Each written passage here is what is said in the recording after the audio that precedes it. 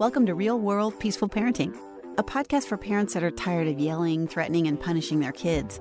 Join mom and master certified parent coach Lisa Smith as she gives you actionable, step-by-step strategies that'll help you transform your household from chaos to cooperation. Let's dive in.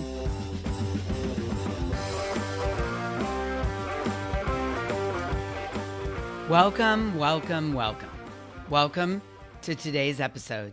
I am so inspired to be with you today because what we are going to talk about today is something I feel deeply, personally passionate about. It touches something that goes all the way back to who I was as a 12-year-old kid. And I think it might be one of the most quietly powerful things you can do to change the entire trajectory of your relationship with your kid. So let's jump into it. I want to start today by asking you something, and I really want you to sit with it before you answer. You ready? Here's the question. Are your kids allowed to give you feedback? Not just allowed in theory, not, of course, my door is always open in an abstract kind of way.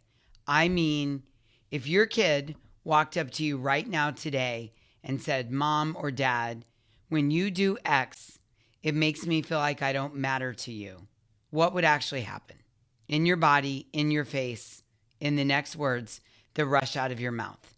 It's an important question. And what I want you to ask yourself is, would you be able to stay open? Would you be able to hear it?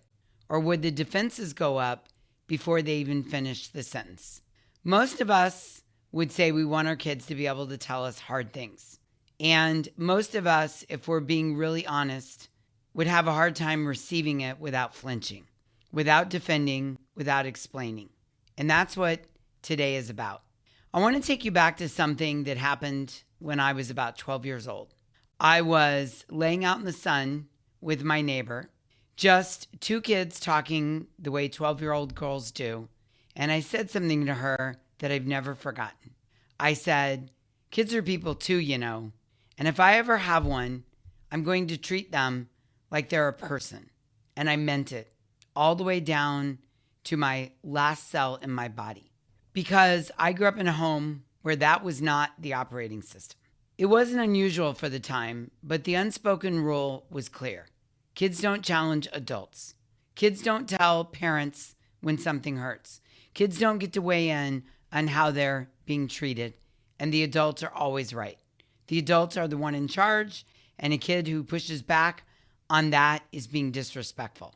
Maybe you grew up in that home too, and you're right here with me, reliving those memories. For me, what I know is that I absorbed that. I internalized that operating system or culture, and I carried it with me. And that 12-year-old girl made a promise.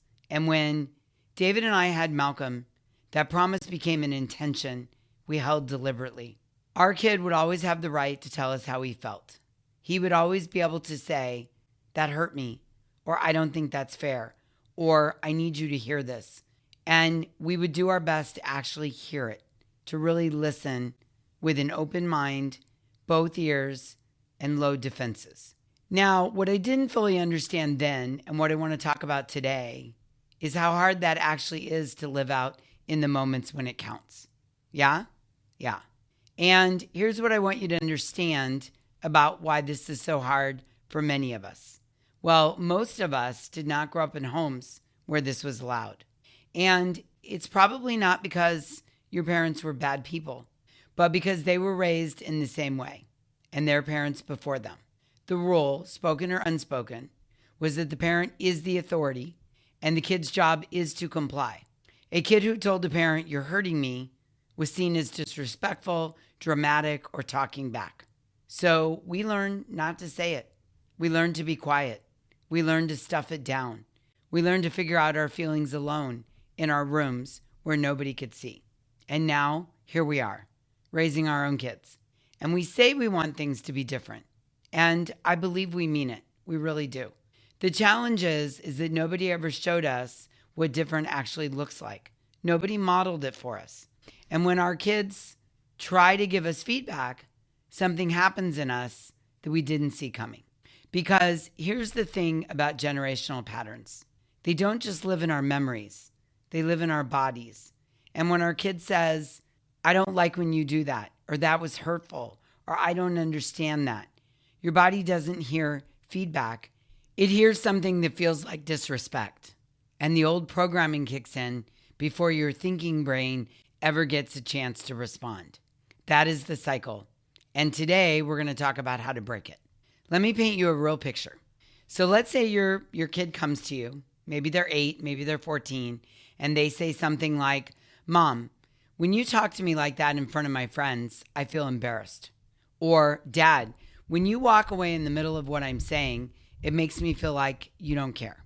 Okay, what happens in your body in that moment? Well, for most parents, here's what happens. There's a tightening somewhere, maybe in the chest, maybe in the jaw, maybe in the stomach. And then the stories come fast. We say things to ourselves inside our brain like they're being dramatic. They're exaggerating. They have no idea how much I do for them. I work so hard and this is what I get. And before you've had one conscious thought, you're defending yourself. You're explaining, you're turning it around. You're telling them why they're wrong about what they felt. And here's the part that's hard to see in the moment. You just proved exactly why they're afraid to come to you with hard things. Because in that moment, what they needed was for you to just receive the message. And what they got was a parent who couldn't receive the message. Now, I want to be really clear. This is not a character flaw on your part. Not at all. Not one bit. What it is it's a trained response. Your nervous system learned somewhere along the way that feedback about you equals a threat. And when the body senses a threat, it protects. It defends. It either gets big or it shuts down. That is biology doing exactly what it was built to do. But biology is not destiny. Let me say that again. Biology is not destiny. Okay?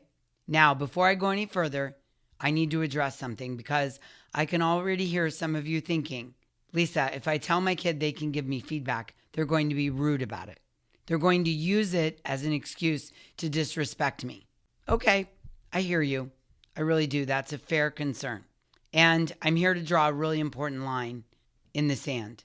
The right to give you feedback and the delivery of that feedback are two completely different things. Giving your kid the right to tell you something is hurting them does not mean accepting any tone, any words, or any approach they choose. For example, in our house, Malcolm always has the right to say how he feels.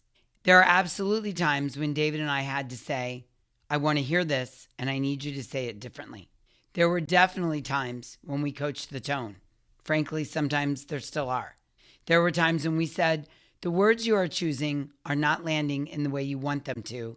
Please try again. The delivery is workable. The delivery can be shaped and coached and learned over time. And I think that is a completely fair thing to address. But the message, the right to bring it to us in the first place, that was never up for debate. We never shut down the what. We might redirect the how, but we always tried to receive the what. And that distinction is everything. Because a kid who learns that they can come to you, even if you sometimes help them find better words for it, is a completely different kid than a kid who learns their feelings about you are not welcome here. One grows up knowing their voice matters. The other learns to go silent. I want you to raise kids that know their voice matters. And I'm here to help you do exactly that. Now, I want to tell you what years of this actually produces because I've seen it up close. When Malcolm was young, still in school before college, I was back in corporate America, running a team, managing a big role, navigating the world of business at a high level. And one day I was telling a colleague about a conversation Malcolm and I had. Just a regular conversation, the kind where he was telling me what he thought about something. You know, his perspective on a situation, unfiltered and direct. And I'll never forget this. My colleague stopped me mid-story, looked at me and said, well, obviously someone has taught Malcolm his opinion matters. I was stunned, absolutely stunned, and completely stopped in my tracks. Not because it was a criticism, but because for me it landed as a gift. This person, someone who did not know my family, who had no investment in making me feel good, had noticed something from the outside that I was living from the inside. and he saw it in one story. That Malcolm was moving through the world like someone whose voice counted, like someone who had a right to have a perspective and share it with his parents. I got to tell you, I was so full of pride in that moment. Not the performative kind, but the quiet, deep kind. The kind that says, we're building something real here. And this doesn't happen by accident. It happens because from the time Malcolm was small, we made a deliberate choice. We were going to be the kind of parents he could talk to. I mean, really talk to. And that meant that we had to be parents who could actually receive what he brought us, even when it was uncomfortable, even when it was about us. The kid who grows up knowing his opinion matters becomes an adult who can advocate for himself, who can name what he needs, who can name his feelings, who can navigate hard conversations in relationships, in work and in life.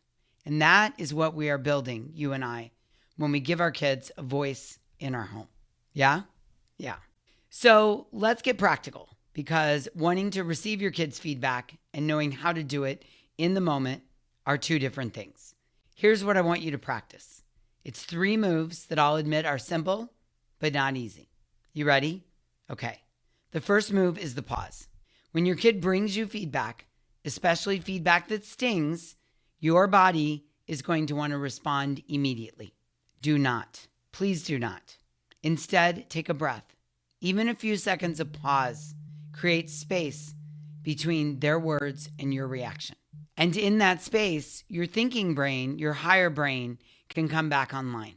And the goal is to respond, not react. And that pause is what allows you to respond rather than react. The second move is to reflect before you defend. Before you explain your side, say back what you heard. What I'm hearing you say is that when I do X, you feel Y. Is that right? Now, this simple step does 2 things. It tells your kid that they were heard, and it gives you another few seconds to actually process what they brought you instead of reacting to how it landed in your body. It also confirms that you heard them correctly. And then there's the third move. The third move is to separate the delivery from the message. If the way they're saying it is a problem, if there's an attitude, if there are words that hitting hard, if the volume is really loud, address that. Address it. But do it after you receive the message. Not as a way to avoid receiving it, okay? Not as a way to avoid. You might say, I hear what you're saying, and I want to talk about it more. And I want to work with you on how you bring things to me because I want to be able to hear them clearly. Now, that is different than shutting it down. Those are the 3 steps. And I want to share something from inside the hive. As always, I've changed some details to protect privacy. There's a mom, I'll call her Cindy. Cindy came to me because her 13-year-old son had gone almost completely silent. One-word answers, constant retreat to his room. She felt like she was losing him, and she had no idea why. Inside the hive, we started talking through what the previous few years had looked like, and a pattern emerged. Every time her son tried to tell her something he didn't like, or something she did that hurt him, Cindy had responded by defending herself. Not harshly, not meanly, but she would go into great detail and take a great amount of time to explain why she'd done it, or tell him he was misreading the situation, or point out everything she did for the family. She had never heard him or recognized him as someone who had a legitimate grievance. She heard him as someone who was being unfair to her. So guess what happened? He stopped bringing things to her. And when a kid stops bringing hard things to a parent, they don't stop having hard things. They just go somewhere else with them, or nowhere at all. When Cindy started practicing receiving instead of defending, even just saying, I hear you, tell me more, before she said anything else, her son started to come back, slowly, one conversation at a time, because he was starting to believe that maybe she could hold it after all.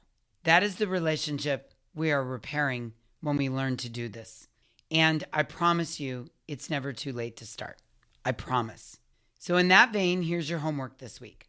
Just one thing, one question. Find a quiet moment with your kid, with each of them one-on-one, not in the middle of a conflict, not when things are heated, but a calm, connected moment. And ask them this. Is there anything I do that sometimes makes it hard for you to come to me? And then, and this is the critical part, just listen. Don't explain, don't defend, don't fix it in the moment. Just hear it. And then thank them for telling you. And that's it. Let it land on you and them. That one question, asked with genuine openness, sends a message that no lecture and no parenting book ever can. It says, your experience matters to me. Your voice matters, and you are safe to share your thoughts with me. That is the generational curse broken right there in one conversation. So in closing, if you're here listening because you want to break the cycle, give your kids something you may never have had. A parent who can hear hard things without falling apart. A parent who says with their presence and their openness, your voice matters here. And you're always allowed to tell me the truth about how you feel. That is not permissive parenting. That is not letting kids run the show. That is not disrespect. That is building the kind of relationship where your kid actually wants to come to you now, 10 years from now, 20 years from now, and on. I want that for you, and I want that for your kids, because I deeply understand how that level of connection can change the world one family at a time. Until next time, I'm wishing you peaceful parenting. Thanks for listening to Real World Peaceful Parenting. If you want more info on how you can transform your parenting, visit thepeacefulparent.com. See you soon.